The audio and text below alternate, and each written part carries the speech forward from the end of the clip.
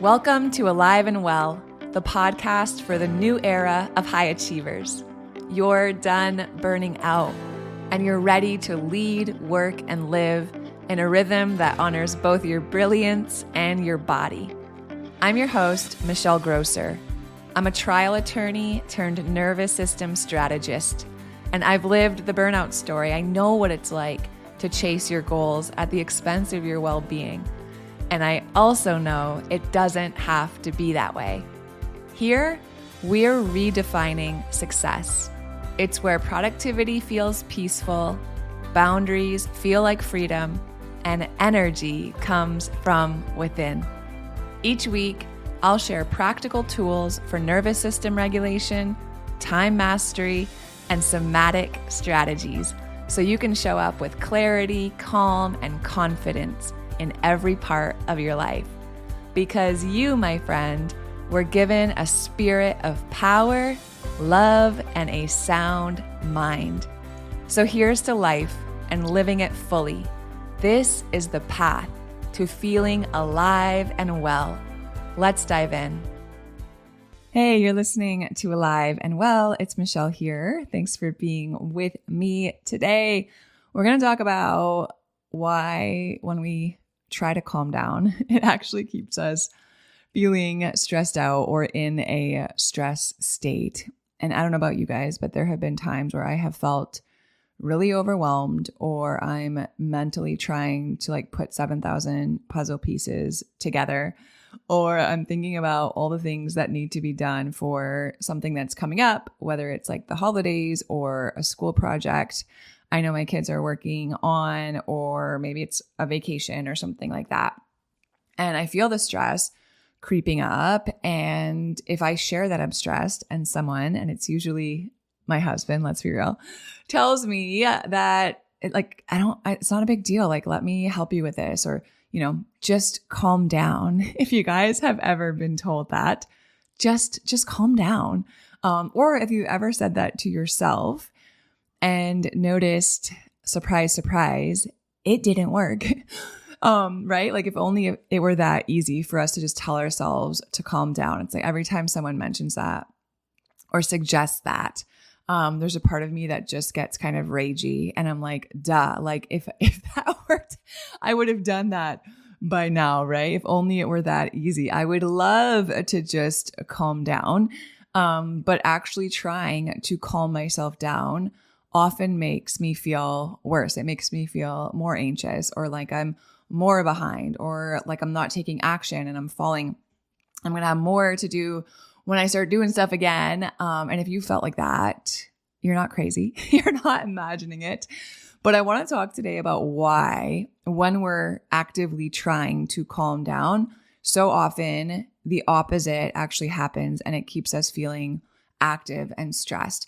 And I want to talk about what's happening in our nervous system when we're always trying to be calm, because I think that's one of the most misunderstood pieces of managing stress and regulating our nervous system, especially for those of us who do a lot of things, right? I think most of us try to calm down the same way that we try to be productive. And maybe this is true for you.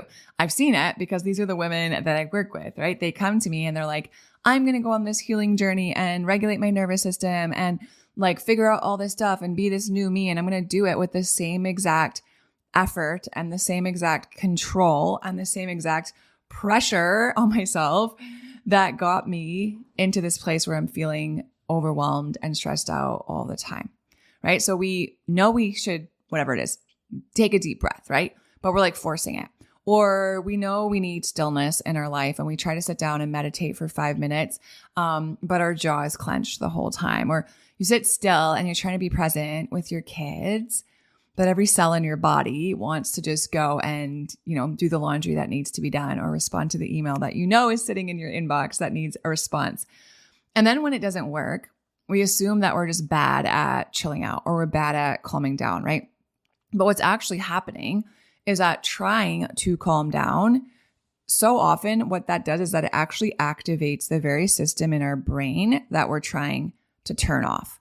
So I want to walk you guys through 3 reasons why that happens. What are 3 of the reasons why trying to calm down might be keeping you stressed out. And I think it's going to be really helpful.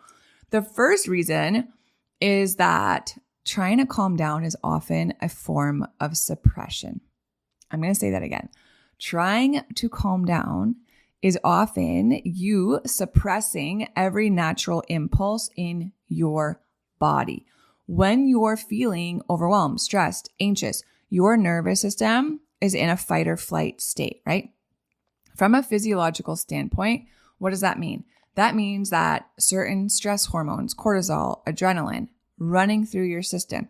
Your muscles are primed for action. Your body is mobilized. Just think of the words fight or flight. Every cell in your being is primed to take action, right? In other words, your system's preparing to actually do something. It's by design. Fight or flight's a mobilization response. It wants movement. It wants discharge. It wants completion. So when you're in that state and you bypass all of those natural instincts and inclinations and impulses of your body, right?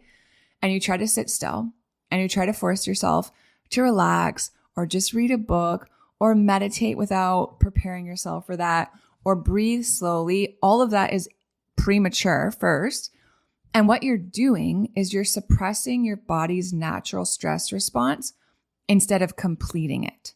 So you're suppressing all of that activating energy, right? And maybe you look calm on the outside in the short term for a little while, but on the inside, all of that activating energy, all of that stress, it stays trapped. And this is so common in you high achievers because suppression has gotten rewarded, right? Society rewards this. Culture rewards this. We look composed, we look stoic, we keep functioning, we power through, but suppression is not regulation. Suppression is not regulation. You can't relax a body that thinks there's so many things to do, right? You can't relax a body that wants to move in order to keep you safe. So that's the first reason, is that we're trying to be calm, but it's actually bypassing every natural impulse in our body. And it's actually suppressing so much of what our body naturally wants to do. The second reason why trying to be calm and calm down is keeping you stressed is that your nervous system doesn't speak a verbal language. And here's where the polyvagal theory comes in. So polyvagal theory, just to really distill it, includes this concept of neuroception. And what neuroception is it's basically your nervous system's ability to kind of constantly be scanning everything in your environment and making a split second analysis on whether that thing is safe or a threat, right? So is that person safe or a threat? Is that tone of voice safe or a threat? Is this email safe or a threat, right? Is what my kid doing safe or a threat? And this is important because that neuroception, that scanning that's always happening, it happens below our conscious awareness. We don't realize that, right? But you walk into a room and immediately your nervous system is scanning everything in there. And it's determining if this is going to be good for you or if this is not going to go well. It goes so much faster than your conscious thought. And it doesn't rely on language. The language processing parts of our brain are too slow for this. So your nervous system isn't listening to your affirmations and your positive self-talk and all of that stuff. It doesn't care about your logic. It doesn't care about your plan. It doesn't respond to being told what to do, i.e. telling yourself to just calm down. It responds to signals and it responds to things like your breath, your muscle tone, your posture, your pace, right? The pace with which you move, the pace with which you speak, your facial expressions, tone of voice, right? How supported you feel, how alone you feel, not just you, but everyone around you. So when you tell yourself something like, I know this is fine, this isn't a big deal, I just need to calm down, those words are coming from the cortex of your brain. But the decision about whether you're actually safe and it's okay to slow down and calm down and chill out, that's being made in a completely different part of your brain, right? In your brainstem and in your body. So if your physiology is tense, right? If you're rushing around all day long, if you're waking up with this urgency and you're trying to get everyone moving and every muscle in your body is braced and there's all of this like tension, your nervous system isn't getting any signals of calm, right? So there's a dissonance there. There's a mismatch. And what happens? That mismatch creates more stress. And that's why you can understand logically that you're safe, right? I know I'm safe. I'm in my home in a safe neighborhood, right? I have a fridge and a pantry full of food. My kids are safe. They're playing upstairs. You can logically know that you're safe and still feel so anxious and uncomfortable and like in your body that you just want to like crawl out of it, because your nervous system responds to signals, not to words, not to phrases, not to sentences, not any of that stuff, right? It's a show me system, not a tell me system. So that's the second reason. It doesn't speak a verbal language.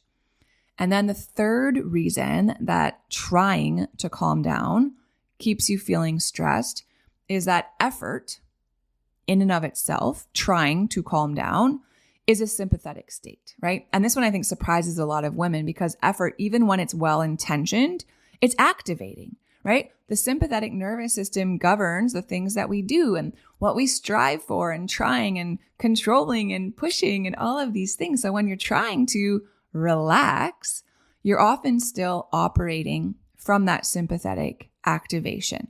So we're trying really hard to calm down. And in that trying, we're monitoring it. Are we doing it right? We're checking in. We're evaluating. Is it working yet? Am I calmer now? All of that keeps your system turned on. It's this paradox, right? You can't try your way into a calm state. Calm doesn't happen because you're trying harder. It happens when the conditions for safety are present. Calm is not something that we achieve. It's not something we're chasing. It's something that actually emerges. And again, when I talk about calm, I'm not talking about being like a zenned out monk, right? I'm talking about, I'm not talking about losing your ambition. I'm not talking about losing your edge. I'm not talking about stripping everything from your calendar so that you have nothing to do. I'm talking about capacity. What is your bandwidth, right? How much stress can you hold without tipping? What's your capacity to respond instead of react?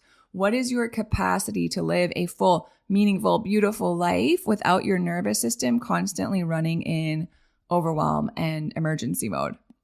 Because most women I work with, it's not that their life is too full, right? It's not that they have too much going on. They have these big, beautiful lives that they have filled so intentionally, and they also have a nervous system with a very limited bandwidth. And it's not a personal failing. This isn't like something genetic that we just inherited. It's a physiological reality. And we can expand our bandwidth and we can shrink our bandwidth depending on so many different factors that are actually within our control. And ultimately here in 2026, that's what I want to teach you guys, capacity expanders. I want to show you how to hold the stress in your life without it sending you and your body and your nervous system into a stress response, right? How much stress can I hold without being in fight, flight, freeze, or fawn? What do I have the capacity to hold? And regulation doesn't shrink your life, right? It expands exactly that, expands your capacity. So what actually works then? Okay, Michelle, you've given me these 3 reasons why I shouldn't try to calm down and that's actually doing the opposite. What works? What works instead? Well, not forcing anything, not overriding your body, not telling yourself to just chill out. What works is a sequence, and it's super simple. It's bottom-up work. Creating safety cues first, always, right? The cues in the way in which your body understands, not words, but breath, posture, right? Tone, pace, all of those things that we talked about. Then allowing your body to discharge mobilized energy. So you probably have months, days, years, decades of stress stored in your body. Do you know how to discharge all of that mobilized energy, right?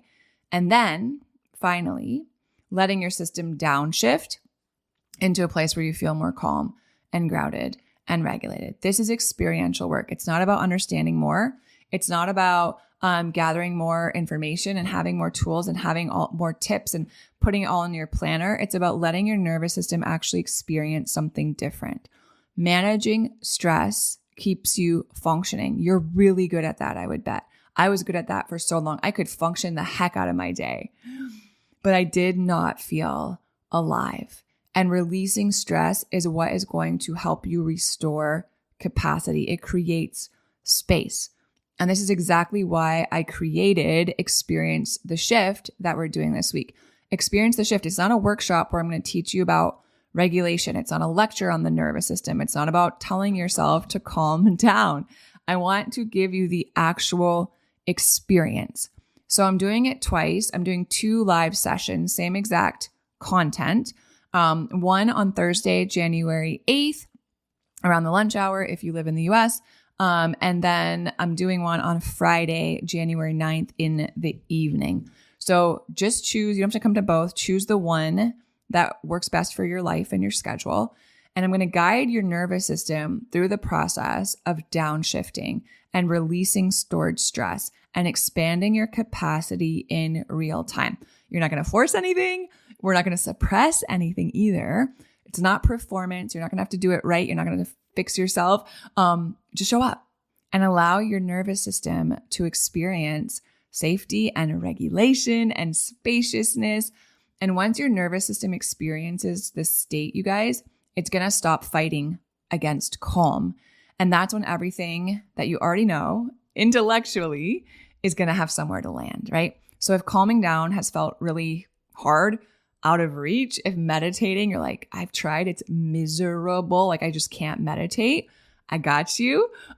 If you've wondered why you understand all of this and you've been listening to the podcast for a while, but you still find yourself feeling stressed and overwhelmed so often, it makes sense, right? You've been trying to solve a body problem with more effort. And if you're ready to stop, quote unquote, trying and actually start experiencing, I would so love to have you join us for Experience the Shift. Come hang out with me on January 8th or January 9th. The link is in the show notes. Go ahead. It'll just take you to the landing page. Don't register for both. Just register for one. Both registrations are there. Choose the day and time that works best for you. Put your name on the list. I'll give you the link to join, and I can't wait to see you all there. All right. Take care. Love y'all. Talk to you soon. If you love Mommy's Podcast, leave a review. Thanks for listening to Alive and Well. If today's episode resonated, would you do me a favor? Take 30 seconds and leave a 5-star rating and short review. It really helps to get this show out to other people just like you who could also use the information in this podcast. And if you're ready to take the next step in regulating your nervous system, download my free Nervous System Reset Guide. It's linked right in the show notes. Inside, you'll find simple, body-based practices to help you feel more clear, calm, and connected starting today. Make sure you're following the show so you don't miss out on what's coming next, because you were made to thrive. Fully alive, fully present, and fully well. I'll see you soon.